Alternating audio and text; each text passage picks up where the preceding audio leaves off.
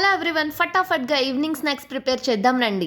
చపాతీ పిండిని మెత్తగా తడుపుకొని పెట్టుకోవాలి. ఒకటి తీసుకొని బాగా చపాతీ లాగా రోల్ చేసుకోవాలి. మరీ పల్చగా తిక్కుకోకూడదు. స్మాష్డ్ పొటాటో కర్రీని నేనైతే ఇలా స్ప్రెడ్ చేస్తున్నాను. ఇది దోశలోకి చేశాను అనమాట.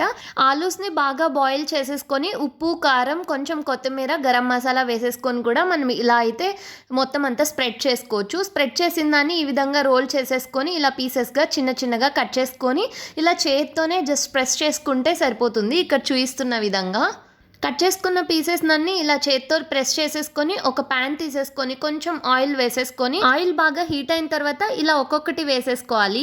మీడియం ఫ్లేమ్లోనే పెట్టుకోవాలి. హై ఫ్లేమ్లో పెట్టుకుంటే లోపలంతా కుక్ అవ్వదు.